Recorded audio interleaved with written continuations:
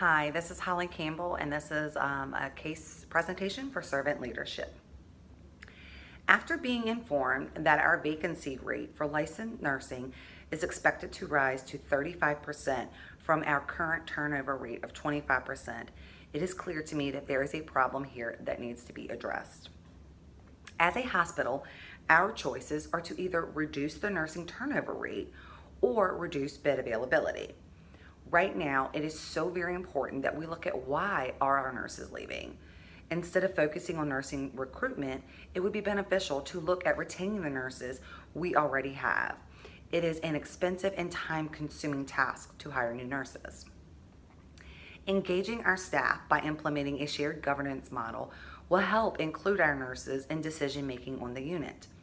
Our goal should be preventing more nurses from leaving. When they hear the nurse-patient ratio is changing yet again, they are going to be outraged. We have to give them a reason to stay. Many of the nurses are already suffering from compassion fatigue and feeling burned out from improper staffing levels. So what can we do to fix it? First, let's look at the 3 most common reasons nurses leave. Number 1, relationships among nurses in a unit or between nurses and their managers or physicians. Number 2, staffing, inadequate staffing, or unsafe conditions, or both.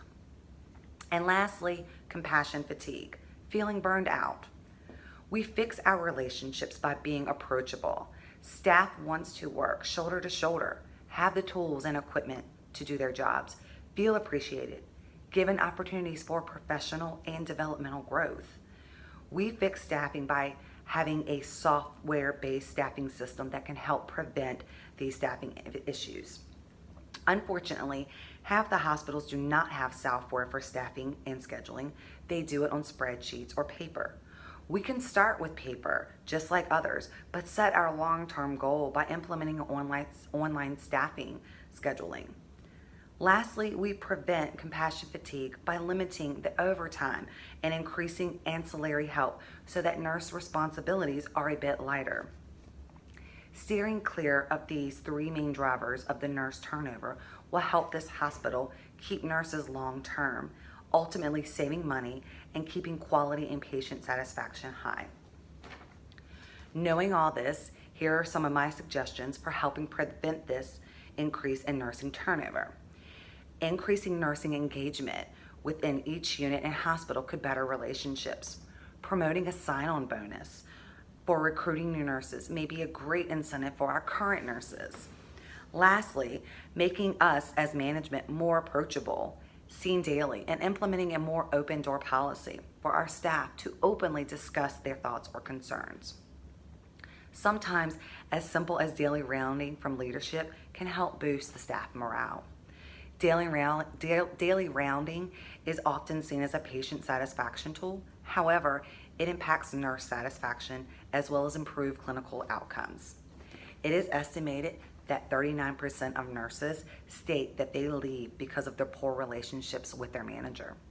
Evidence-based research shows that daily rounding builds relationships between leadership, staff, which is something we need right now. What I have found in my research is that having long-term experienced nurses helps hospitals provide higher quality care. A greater quality of care leads to greater patient satisfaction, which leads to better scores for the hospital as a whole. Turn that around and use this same scenario with our nurses. Implement frequent employee satisfaction surveys, which will help reveal if nurses in the individual units are satisfied or not. If satisfaction is low, the data from the surveys can help pinpoint the problem or pinpoint the unit. Then we can begin to take the steps to fix the issues and prevent this nurse turnover. With leadership continually changing and servant leadership at the forefront, it is imperative that our staff remains our number 1 priority. As a leader interested in implementing servant leadership, I know that I am only as good as my followers. Putting my staff first promotes collaboration, teamwork, and collective activism. It is important that our staff be a part of our visions and plans within the organization. It is our duty as servant leaders to build a compelling shared vision instead of just getting the job done. Some of the key leadership skills servant leaders exhibit are the ability to open lines of communications to all members, listen to the comments of others, use persuasion rather than positional authority, and theorize organization vision while balancing everyday focus. I believe if we make these changes, implement a hospital where nurse satisfaction and appreciation are significant and management is seen and approachable, we can make a difference. We can keep our nurses, recruit new nurses, and allow for our bed availability to remain the same. Help me guide our hospital into a new management era by promoting the development of our people while practicing authenticity and community building. I will leave you with this. As a servant leader, we build this community by celebrating and valuing the differences in gender, culture, ethnicity, age, and inspire all workers to feel that they are valued team members. Thank you very much, and I hope you enjoy it.